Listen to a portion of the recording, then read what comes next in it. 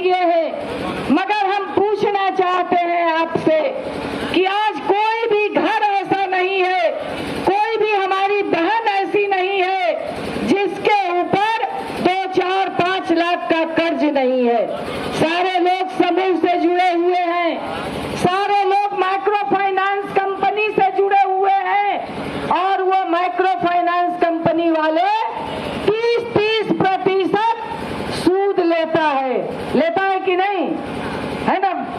तो ये सूद के तले ये कैसी विकास है भाई कि जहां 20 साल पहले एक भी कर्ज नहीं था, 1 रुपया कर्ज नहीं था, मगर आप घर घर में आकर के आपने कर्ज देने का काम किया।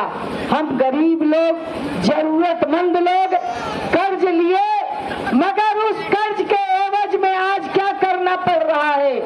बड़े लोगों का कर्ज माफ होगा, तमाम करोड़ रुपया माफ होगा, मगर 2 लाख, 4 लाख, 5 लाख गरीबों का कर्ज माफ नहीं होगा। ये हम लोगों ने मांग की कि जो गरीबों का कर्ज है, गरीबों को जो 5 लाख रुपया, 10 लाख रुपया जो कर्ज है, वो कर्ज आप माफ कर दीजिए, मगर नीतीश कुमार ने यह काम नहीं किया है। तो इस सवाल को लेकर के हम तमाम लोग गांव-गांव में अभियान चला रहे हैं कि नीतीश कुमार जी आपको ये माफ करना होगा, नहीं तो इस बार हमारी बहनें जिन्होंने कल आपको गद्दी पर बिठाया था और कल आने वाले चुनाव में वो गद्दी से उठा करके आपको फेंकने का काम करेगी, इस बात का ऐलान महिलाओं ने किया है। आप देख रहे होंगे क्योंकि आज सबके हाथ में मोबाइल है कि किस तरह से नीतीश की सभा में हमारी स्कीम वर्कर बहनें जाकर के सवाल पूछ रही हैं, मंगल पांडे का गट्टा पकड़ करके सवाल पूछ रही है कि तुमने जो वादा किया है उसको निभाओ।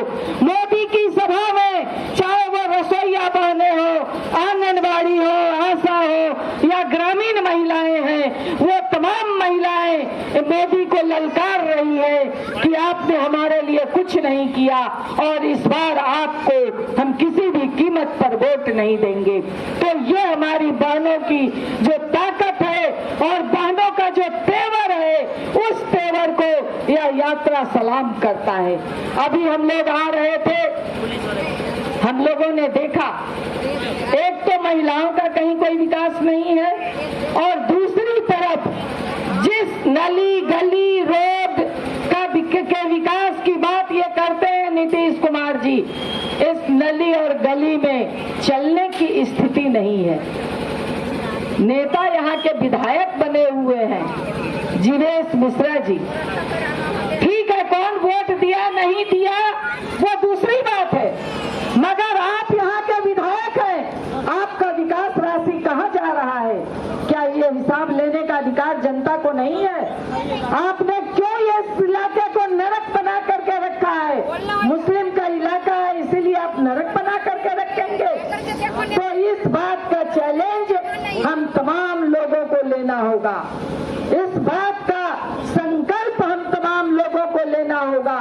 और रास्ते में हमारी बहनों ने, पुरुषों ने तो गाड़ी नहीं रुकवाया, मगर हमारी बहनों ने गाड़ी रुकवाई और कहा कि ये किस बात का यात्रा आप लोग निकाल रहे हैं, किस बात का ये काफिला चल रहा है।